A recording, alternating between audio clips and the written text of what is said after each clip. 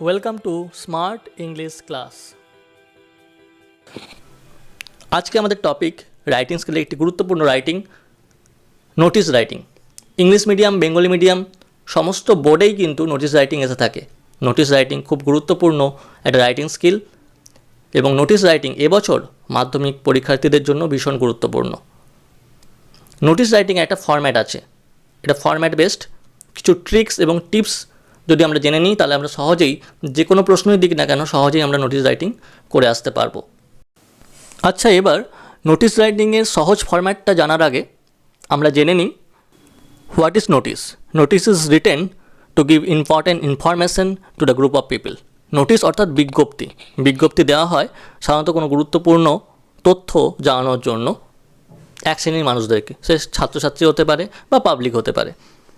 তো আমরা আজকে যে নোটিশ শিখব খুব সহজভাবে, যারা একদম লিখতে পারছো না তারাও লিখতে পারবে, তাদের জন্য থাকবে 3-4 লাইনে কীভাবে তোমরা সহজেই 10-এ 6-7 পেয়ে আসতে পারবে। এবং যারা একটু স্ট্যান্ডার্ড লিখতে চাইছো, ভালো মানের লিখতে চাইছো, তাদের জন্য কিছু ইম্পর্টেন্ট লাইন আমাদের এই ভিডিওতে আমরা দেখতে পাবো। এই ভিডিও শেষে এবছর 2021 সালের মাধ্যমিক ছাত্রছাত্রীদের জন্য থাকবে নোটিশ রাইটিংয়ের উপর একটা সাজেশন। নোটিশ রাইটিং সাধারণত 3 রকমের এসে থাকে। প্রথম টাইপ হচ্ছে কালচারাল কম্পিটিশন বা কালচারাল প্রোগ্রামের উপরে, ধরো ডিবেট কম্পিটিশন, সিঙ্গিং কম্পিটিশন বা রিপাবলিক ডে, টিচার্স ডে, এ ধরনের অনুষ্ঠানের উপরে নোটিশ রাইটিং আসতে পারে।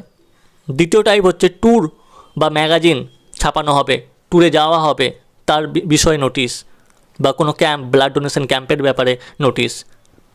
টাইপ 3 হচ্ছে awareness program, dengue, malaria, save drive, save water, এগুলোর উপরে এসে থাকে মাধ্যমিকে।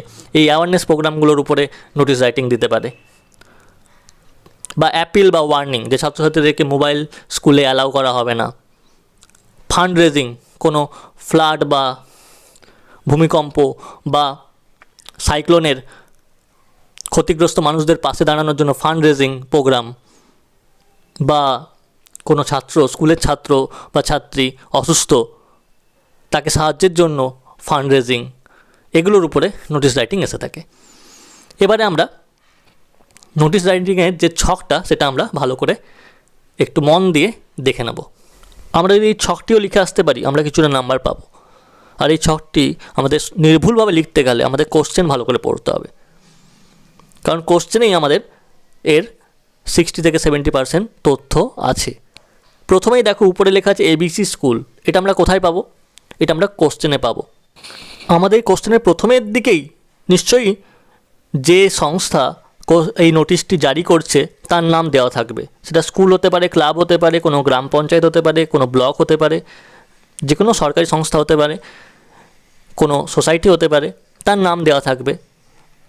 অর্থাৎ সোসাইটিটার নাম যদি দেওয়া থাকে বা স্কুলের যদি নাম দেওয়া থাকে তো ভালো, সেটাই আমরা লিখব। না দেওয়া থাকলে আমাদের মনের মতো করে লিখতে পারি। যদি আওয়ার স্কুল, আওয়ার ক্লাব বলে, আমাদের নিজেদের স্কুলের নাম, ক্লাবের নামও দিতে পারি, বা আমাদের মনের ইচ্ছা মতো যে কোনো স্কুল বা ক্লাবের নাম দিতে পারি। তাই প্রথমে আমরা কি দেখতে পাচ্ছি? প্রথমে আমাদের লিখতে হবে যে সংস্থা আমাদের এই নোটিশটা জারি করছে তার নাম আমাদের দিতে হবে। আমরা এটা ক্যাপিটাল লেটারেও লিখতে পারি, আবার প্রতিটা ওয়ার্ডের ফার্স্ট লেটারটাকেও আমরা ক্যাপিটাল করতে পারি। তারপরে আসছে নোটিশ। নোটিশ কথাটা আমরা কোশ্চেনেই পাবো, নোটিশ শব্দটা, কিন্তু আমরা নোটিশ কথাটা এখানে পুরো ক্যাপিটালেই লিখব এবং একটু বড় করে লিখব এবং তার নিচে অবশ্যই আন্ডারলাইন করব। আবার বলছি, কারণ খুব ইম্পর্টেন্ট জিনিস, যে নোটিশ কথাটা বড় হাতের লিখব, পুরো ক্যাপিটালে লিখব, একটু বড় করে লিখব এবং তার নিচে আন্ডারলাইন করব। তারপরে সাবজেক্ট। সাবজেক্ট আমরা কোশ্চেনেই পাবো, কোশ্চেনটা একটু মন দিয়ে পড়লে সাবজেক্ট পেয়ে যাবে। সেটা ডিবেট কম্পিটিশন হতে পারে, কোনো অনুষ্ঠান হতে পারে, কোনো ম্যাগাজিন লেখার জন্য আবেদন হতে পারে, ফান্ড রেজিং হতে পারে, সেইটা অবশ্যই খুঁজে পাবে এবং খুঁজে কোশ্চেন থেকে আমরা খাতায় টুকে নেব। এক্ষেত্রেও তোমরা ক্যাপিটাল করতে পারো বা প্রতিটা ওয়ার্ডের ফার্স্ট লেটারটা ক্যাপিটাল করতে পারো, শুধু আর্টিকেল, প্রিপোজিশন, কনজাংশন বাদ দিয়ে। নেক্সট, তারপরে তোমরা বাঁ দিকে করবে রেফারেন্স নাম্বার, যে কোনো একটা মন গড়া নাম্বার দিয়ে দেবে, B6, B7,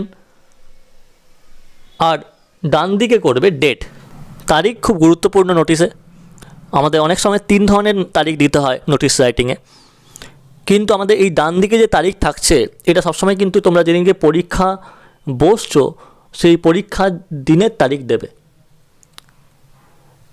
আমি দিয়েছি 10 জানুয়ারি 2021। কীভাবে দিয়েছি? প্রথমে সংখ্যা দিয়েছি, তারপরে মাসের নাম দিয়েছি, তারপরে কমা দিয়েছি, তারপরে সাল দিয়েছি। এইভাবেই এই ফরম্যাটে লেখার চেষ্টা করবে। ইংলিশ মিডিয়ামের স্কুলগুলোর বইতে আমরা নোটিশ রাইটিংয়ে বাঁ দিকে তারিখ দেখি, আমাদের স্কুলগুলোতে আমরা ডান দিকে লিখে থাকি। এটা কোনো কনফিউশনের ব্যাপার নেই, তোমরা যেদিকে খুশি লিখতে পারো, কিন্তু তারিখটা লিখতে হবে। এবং তারিখটা কী লিখতে হবে? যেদিন তুমি নোটিশ রাইটিংটা লিখছো, যেদিনকে তুমি লিখছো পরীক্ষার হলে, সেদিনের তারিখটা তোমরা দেবে। এরপরে আসছে আমরা বডিতে আমরা কি লিখব? বডিতে আমরা লিখব যা আমরা একটু পরে জানছি, এবং বডিতে যা লিখতে হবে সেটা আমরা কিন্তু প্রশ্নপত্র থেকেই পেয়ে যাব। প্রশ্নপত্র থেকেই 50% তথ্য আমরা পাবো। বডিটা লেখার পরে আমাদের নিচে কিছু গুরুত্বপূর্ণ জিনিস লিখতে হবে। প্রথমে আমরা ডান দিকে আসছি। ডান দিকে কি লিখতে হবে? HD লিখে তোমার নিজের নাম লিখতে হবে। তোমার নিজের নাম লিখবে, পুরো নিজের নাম সই করবে। এখানে কোনো ক্যাপিটালের ব্যাপার নেই, তোমার যে সই তুমি যেমনভাবে করো সেভাবে করবে।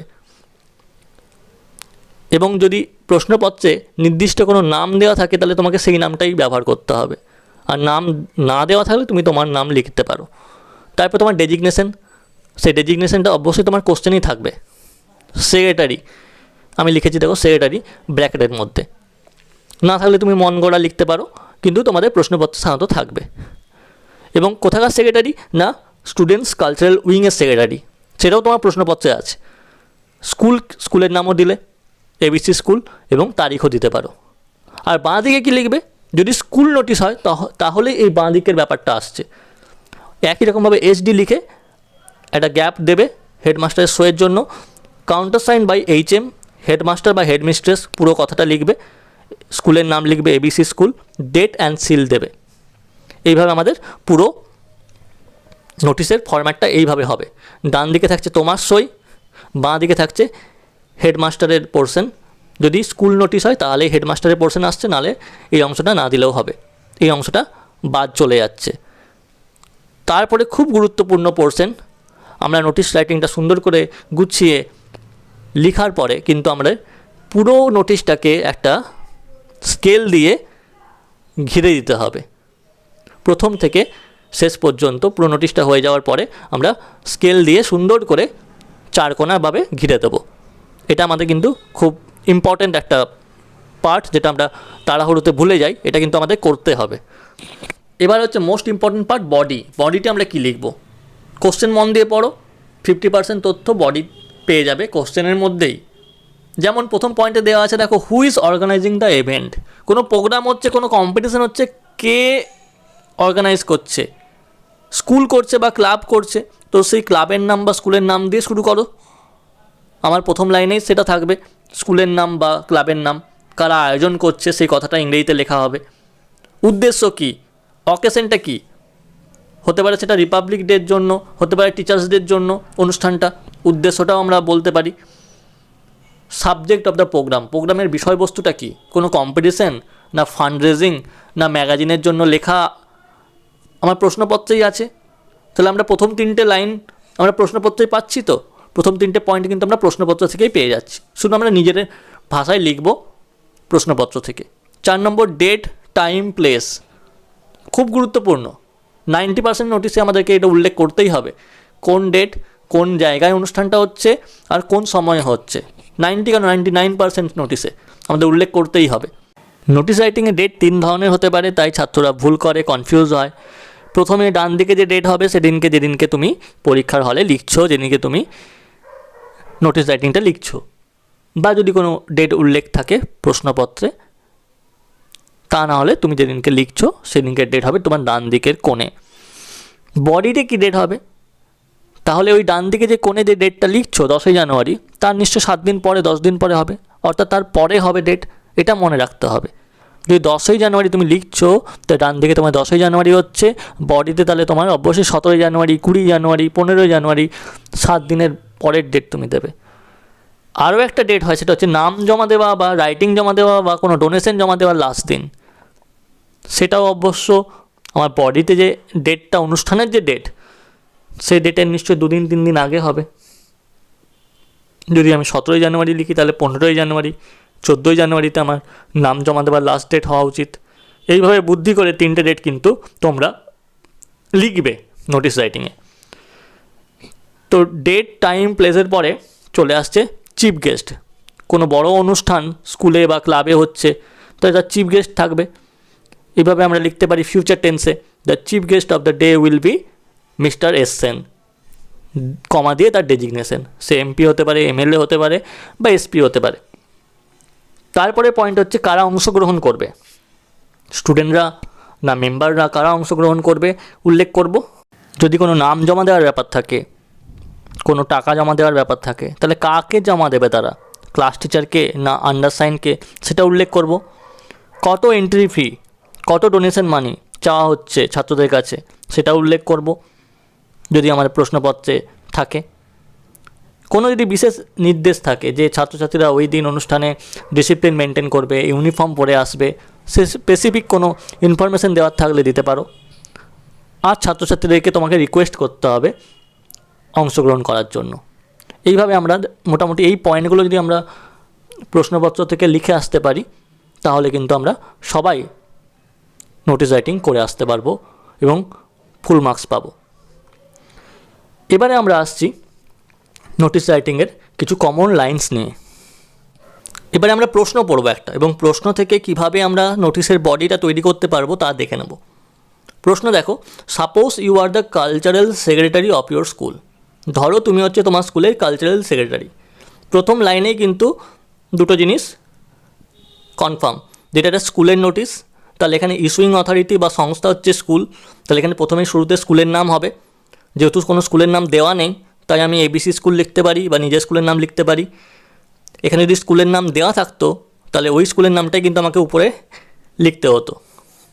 2, আমার নামও এখানে বলা নেই। এখানে বলা থাকতে পারতো যে ইউ আর অমিত বা শিল্পা, তাহলে আমাকে কিন্তু নিচে সই করার সময় অমিত বা শিল্পা হিসেবেই লিখতে হতো নিচে সাইনের জায়গাতে। যেহেতু কিছু বলা নেই, তাহলে আমি আমার নিজের সাইনই করতে পারি। আমার ডেজিগনেশন কি, কালচারাল সেক্রেটারি। প্রথম লাইনে কিন্তু আমরা 3টে জিনিস পেয়ে যাচ্ছি। You want to observe the birthday of Netaji Subhashchandra Bose in your school. তোমরা তোমাদের স্কুলে নেতাজি সুভাষচন্দ্র বোসের জন্মদিন পালন করতে চাও। Write a notice announcing the program and inviting students to participate in it. তাই ওই দিন যে প্রোগ্রাম হবে সেই জন্য ছাত্রছাত্রীদেরকে অংশগ্রহণ করার জন্য এই নোটিশটা লেখো। মেনশন দ্য ফলোয়িং পয়েন্টস, কিছু পয়েন্টসও দেওয়া আছে যে ডেট, টাইম, ডিফারেন্ট আইটেমস, অর্থাৎ কী ধরনের অনুষ্ঠান হবে, নাচ গান আবৃত্তি, সেগুলো বলতে হবে। Submission of names of participants, অংশগ্রহণকারীদের নাম জমা দেওয়ার কথা উল্লেখ করতে হবে। And request to maintain discipline, এবং ডিসিপ্লিন মেনটেন করার কথা বলা হচ্ছে। তো আমার অনেক পয়েন্ট আছে এখানে, তার মধ্যে সবচেয়ে গুরুত্বপূর্ণ পয়েন্ট হচ্ছে সাবজেক্টটা খুঁজবো কীভাবে। দেখো, you want to observe the birthday of Netaji Subhashchandra Bose, এটা আমার সাবজেক্ট। এখানে মেন ভার্ব হচ্ছে অবজার্ভ, পালন করা। এটা ভালো করে ফোকাস করো, প্রত্যেকটা নোটিশের কোশ্চেনেই তুমি কিন্তু ভার্বটা পেয়ে যাচ্ছ। অবজার্ভ, এখানে ভার্ব হচ্ছে অবজার্ভ, পালন করা। আর নেতাজি সুভাষচন্দ্র বোসের জন্মদিন পালন করা, এটা হচ্ছে আমার সাবজেক্ট। তো প্রথম লাইনেই আমরা কিন্তু এখানে সাবজেক্টটা পেয়ে গেছি, তাহলে আমরা প্রথম লাইনেই কিন্তু এটা উল্লেখ করতে হবে, যেটা কিন্তু আমরা প্রশ্নপত্রেই পেয়ে যাচ্ছি। এবারে আমরা চলে যাচ্ছি কমন লাইনে। তাহলে কীভাবে শুরু করব? অল দিয়ে শুরু করব। অল মানে সমস্ত ছাত্রছাত্রীদেরকে জানা হচ্ছে, অল দ্য স্টুডেন্টস, স্কুলের ব্যাপার, তাই স্টুডেন্টস অ্যান্ড টিচার্সও বলতে পারি। All the students are hereby notified বা ইনফর্মড দ্যাট, মানে সমস্ত ছাত্রছাত্রীদেরকে জানানো হচ্ছে যে আওয়ার স্কুল, আমাদের বিদ্যালয়, হ্যাজ ডিসাইডেড, ঠিক করেছে, টু অবজার্ভ, ভার পেয়ে গেছি আমি প্রশ্নপত্রেই, পালন করতে চায়, ঠিক করেছে পালন করতে চায় বার্থডে অফ নেতাজি সুভাষচন্দ্র বোস। দেখো, প্রথম লাইনটা আমার কমপ্লিট হয়ে গেল। কী লিখলাম? অল দ্য স্টুডেন্টস, ড্যাশের জায়গায় লিখলাম students are hereby informed, জানানো যাচ্ছে যে আওয়ার স্কুল, আমাদের বিদ্যালয়, হ্যাজ ডিসাইডেড, ঠিক করেছে, টু অবজার্ভ, পালন করতে চায় the birthday of Netaji Subhashchandra Bose. আমাদের প্রশ্নপত্র থেকেই আমি প্রথম লাইনটা তৈরি করে নিলাম। আরও কিছু নোটিশ রাইটিংয়ের এক্সাম্পল দেখে নিই, প্রথম লাইনটা আমরা কীভাবে লিখতে পারি। তাহলে অল দ্য স্টুডেন্টস বা মেম্বার্স লিখতে পারি, ক্লাবের ক্ষেত্রে স্টুডেন্টস লিখতে পারি, স্কুলের ক্ষেত্রে all the students are hereby notified, সমস্ত ছাত্রদেরকে জানানো যাচ্ছে যে আওয়ার স্কুল, যেহেতু স্কুল তাই স্কুলের নোটিশ, এই হচ্ছে ইস্যুইং অথরিটি বা সংস্থা যে নোটিশটা লিখছে, তাই স্কুল লিখলাম। তাহলে সমস্ত ছাত্রদেরকে জানানো যাচ্ছে যে আমাদের বিদ্যালয় ঠিক করেছে, হ্যাজ ডিসাইডেড টু। এবারে মেন ভার্ব কিছু আমি অপশান দিয়েছি, অবজার্ভ লিখব কোনো বিশেষ দিন পালন করার ক্ষেত্রে, যেমন নেতাজি সুভাষচন্দ্রের জন্মদিন। অ্যারেঞ্জ কোনো ব্লাড ডোনেশন ক্যাম্প অ্যারেঞ্জ করার ক্ষেত্রে। অর্গানাইজ কোনো ট্যুর অর্গানাইজ করার ক্ষেত্রে। পাবলিশ কোনো ম্যাগাজিন ছাপানোর ক্ষেত্রে আমরা ব্যবহার করতে পারি। স্ট্যান্ড বাই পাশে দাঁড়ানো কোনো অসুস্থ ব্যক্তি বা কোনো ফ্লাড ভিকটিম, সাইক্লোন ভিকটিম, সেগুলোর ক্ষেত্রে তার ফান্ড রেজিংয়ের ক্ষেত্রে আমরা স্ট্যান্ড বাই কথাটা ইউজ করব। সেট আপ কোনো স্কুল, কোনো লাইব্রেরি শুরু করার ক্ষেত্রে আমরা সেট আপ ইউজ করব। হোস্ট কোনো স্কুল কোনো ইন্টার স্কুল ড্রয়িং কম্পিটিশান করছে, সেক্ষেত্রে আমরা হোস্ট ব্যবহার করব। এইভাবে আমরা ফার্স্ট লাইনটা ইউজ করতে পারি। প্রথম লাইনটা আমাদের প্রশ্ন যাই আসুক, এইভাবে সঠিক ভার্বের মাধ্যমে আমরা প্রথম লাইনটা গঠন করতে পারবো। তাহলে চটপট আমরা 3টে গুরুত্বপূর্ণ নোটিশ রাইটিংয়ের উদাহরণ প্রথম লাইনটা তৈরি করে নিই। কী ম্যাগাজিন, এডুকেশনাল ট্যুর আর ফ্লাড ভিকটিমস। কী লিখব? All the students are hereby notified that our school has decided to publish our school magazine, comma দিয়ে স্কুল ম্যাগাজিনের নাম আউটলুক। ফার্স্ট লাইন হয়ে গেল। তাহলে আমাদের স্কুল ঠিক করেছে যে আমাদের স্কুল ম্যাগাজিন ছাপানো হবে। All the students are hereby notified that our school has decided to organize an educational tour to Digha.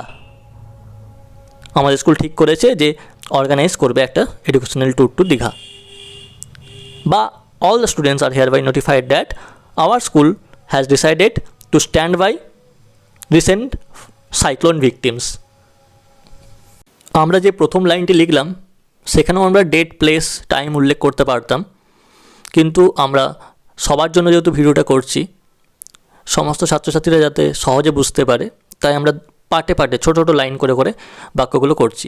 দ্বিতীয় লাইনে আমি ডেট, প্লেস, টাইম উল্লেখ করছি।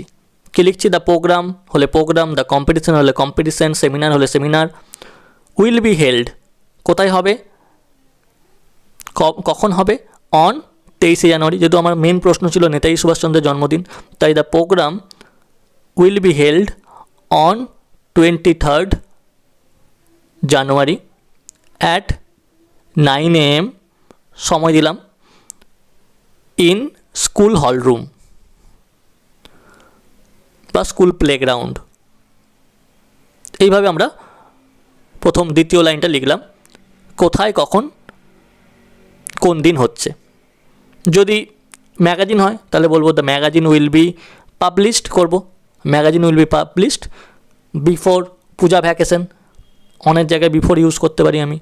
যদি ট্যুর হয় বলতে পারি the journey will be started on 10th January from school compound. এইভাবে বলতে পারি। তো আমরা দ্বিতীয় লাইনে সময় উল্লেখ করতে পারি, জায়গা উল্লেখ করতে পারি। আমরা একটু চেঞ্জেস করে যে কোনো ধরনের নোটিশ আসুক আমরা এইভাবে করতে পারি।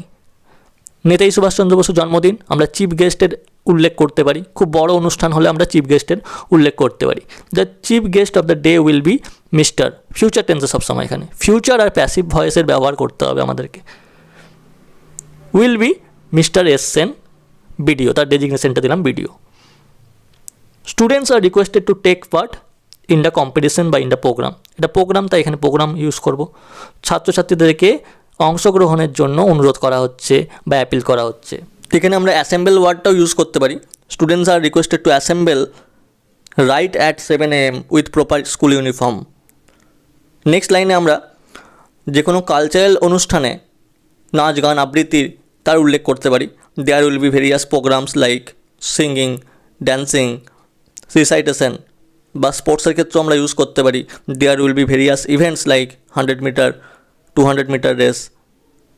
নেক্সট লাইন, দ্য ইন্টারেস্টেড বা উইলিং স্টুডেন্টস মানে ইচ্ছুক ছাত্রছাত্রীরা আর requested to submit their names বা enlist their names to their class teacher on or before তারিখের নাম। এই তারিখটা কবে হবে?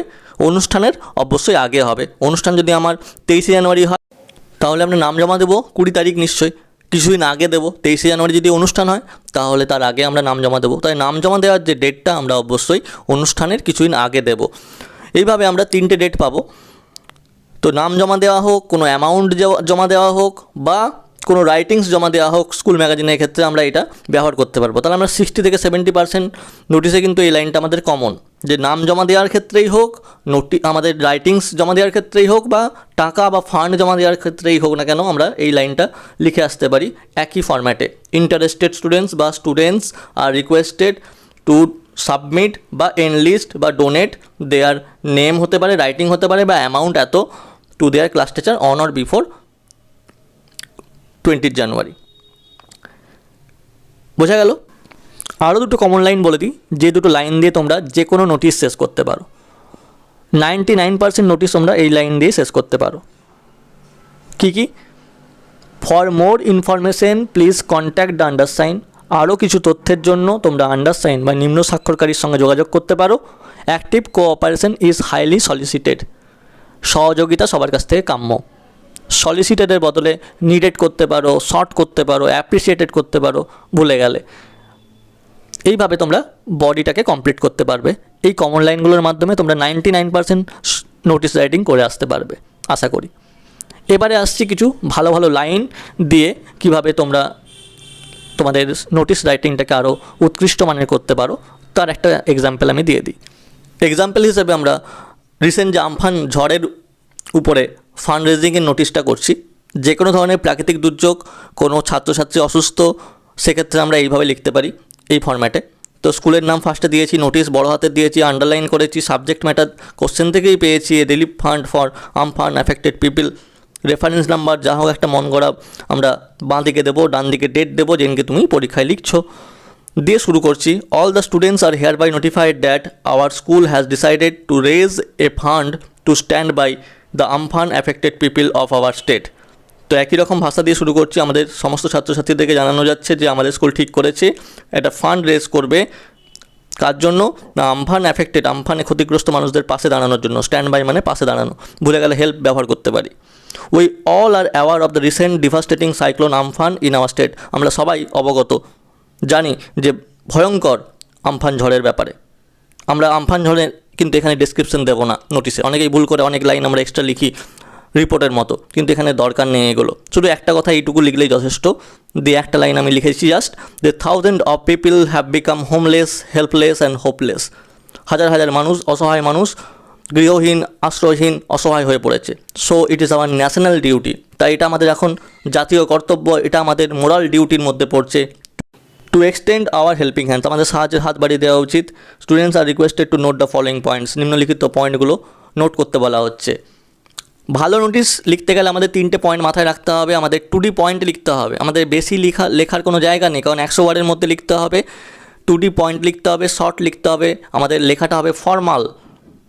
এবং সবচেয়ে ইম্পর্টেন্ট জিনিস, ভালো নোটিশ লিখতে গেলে প্যাসিভ ভয়েসের ব্যবহার করতে হবে। যতটা সম্ভব প্যাসিভ ভয়েসে আমাদের সেন্টেন্সগুলো গঠন করতে হবে। এখানে যদি কোনো ছাত্রছাত্রী অসুস্থ হয় আমরা একই রকমভাবে লিখতে পারি, শুধু এখানে ছাত্রছাত্রীর নামটা উল্লেখ করতে হবে, কোন ক্লাসে পড়ে, তার কী সমস্যা, হার্ট ডিজিজ না ক্যান্সার, কোন একটা সিরিয়াস মেডিকেল কন্ডিশন ইউজ করতে হবে, তার ফ্যামিলি কন্ডিশন বলতে হবে, এবং তার বাবা মা সেই মেডিকেল খরচটা অ্যাফোর্ড করতে পারবে না। এই 3টে লাইন আমাদের শুরুতেই লিখে দিতে হবে। তারপরে একই রকমভাবে এখানে আমি ব্যবহার করতে পারি, it is our moral duty to extend hour helping hands, দিয়ে একই রকমভাবে আমরা বলতে পারি the students are requested to note the following points. এই পয়েন্টের মাধ্যমে, তারপরে আমরা পয়েন্টের মাধ্যমে কিন্তু যদি আমরা লিখতে পারি আমাদের দেখতে বেশ নোটিশটা ভালো লাগবে। ফার্স্ট পয়েন্টে লিখেছি স্টুডেন্টস আর রিকোয়েস্টেড, দেখো প্যাসিভ ভয়েস ইউজ করে লিখছি। ছাত্রছাত্রীদেরকে অনুরোধ করা হচ্ছে টু ডোনেট জেনারাসলি বা wholeheartedly in cash. A minimum contribution of Rs 10 per head has been fixed. 10 টাকা পার হেড ঠিক করা হয়েছে, বা 20 পার হেড, যেমন ইচ্ছে তোমরা লিখতে পারো। ছাত্রছাত্রীকে অনুরোধ করা হচ্ছে জেনারাসলি, মন খুলে ডোনেট করার জন্য, দান করার জন্য। The students are also asked to collect old dresses from them or neighbours for the Amphan affected people. পুরনো জামাকাপড় কালেক্ট করে বিতরণ করা, এটা আমরা প্রাকৃতিক দুর্যোগের ক্ষেত্রে ইউজ করতে পারি। 3 নম্বর পয়েন্টে লিখেছি students are requested to submit there contribution to their respective class teacher on or before 15 জানুয়ারি। তো টাকা জমা দেওয়ার ব্যাপার আছে, তো এটা সমস্ত ক্ষেত্রে ব্যবহার করতে পারি যেখানে টাকা জমা ব্যাপার রয়েছে। তো এটা হচ্ছে কমন লাইন, স্টুডের ক্ষেত্রে কমন লাইন, ফান্ডের ক্ষেত্রে common line. Amphan relief fund 4 নম্বরে লেখা আছে, দেখো Amphan relief fund will be send to chief minister disaster relief fund. আমফানের যে রিলিফ ফান্ডটা, এটা চিফ মিনিস্টার ডিজাস্টার রিলিফ ফান্ডে পাঠিয়ে দেওয়া হবে। এটা যদি কোনো ছাত্রছাত্রী অসুস্থ হয় সেক্ষেত্রে আমরা ইউজ করতে পারি এটাই, যে the collection will be send to his or her father on এত তারিখ। তারপরে কমন লাইনটাই একটু স্ট্যান্ডার্ড ভাষায় লেখা হয়েছে, for further information students may contact the undersigned, active participation and whole hearted cooperation is highly solicited, সহযোগিতা কাম্য টু অল অ্যান্ড সান্ড্রি। এটা একটা phrase, all and sundry idiom মানে হচ্ছে সমগ্রভাবে, to make the process a grand success, এই পুরো প্রক্রিয়াটাকে সাফল্যমণ্ডিত করতে। তারপরে আমরা এসডি, তোমার নিজের সই, ডান দিকে তোমার পদটা ডেজিগনেশন কালচারাল সেক্রেটারি না কি সেটা লিখলে, ডেট দিলে, স্কুলের নাম দিলে, ডেট দিলে। আর আমাদের বাঁ দিকে SD headmaster, countersign by headmaster use করলে। আবার মনে করিয়ে দিচ্ছি, নোটিশটা কমপ্লিট হয়ে যাওয়ার পরে পুরোটা স্কেল দিয়ে ঘিরে দেবে ভালো করে। নেক্সট আমি মাধ্যমিকের যে সাজেশান বলেছিলাম দেবো বলে, যে মাধ্যমিকের সাজেশান এবছর নোটিশ রাইটিংয়ে যেগুলো তোমরা করতে পারো, যে যত রকমের কালচারাল অনুষ্ঠান হয় স্কুলের বা ক্লাবের ক্ষেত্রে একই ভাষায় একই ফরম্যাট হবে। এই নোটস থেকে তোমরা লিখতে পারবে cultural program, competition, tree plantation program, খুব important tree plantation program, school magazine, next educational tour, school magazine, educational tour. পয়েন্টগুলো একটু ডিফারেন্ট হবে কিন্তু একই টাইপেরই হবে, যে নাম জমা দেওয়া, টাকা জমা দেওয়ার ব্যাপার, রাইটিং জমা দেওয়ার ব্যাপার রয়েছে এখানে, সেগুলো উল্লেখ করতে হবে। Cleaning operation of school premise, important প্রশ্ন। Corona virus recent topic, dengue malaria prevention camp, flood রিলিফের ক্যাম্পের ক্ষেত্রে আমফান ইম্পর্টেন্ট রিসেন্টের মধ্যে। Not to bring mobile phone in school, খুব ইম্পর্টেন্ট। অ্যাওয়ারনেস প্রোগ্রামের মধ্যে সেভ ড্রাইভ, সেভ লাইফ বা সেভ ওয়াটার খুব ইম্পর্টেন্ট। আর যত রকমের ক্যাম্প রয়েছে, blood donation camp, free health check up camp, এগুলো আসতে পারে। তো এগুলো ফরম্যাট বেস, আমরা যদি ফরম্যাটটা ভালো করে তৈরি করে নিই আর 2-3টে প্র্যাকটিস করে নিই, তাহলে আমরা যে কোনো ধরনের নোটিশ রাইটিং করে আসতে পারবো। আশা করি এই ভিডিওটা খুব হেল্পফুল হয়েছে তোমাদের জন্য। যদি তোমরা এই ভিডিও থেকে উপকৃত হও তাই তোমরা অবশ্যই ভিডিওটা শেয়ার করো, চ্যানেলটাকে সাবস্ক্রাইব করো।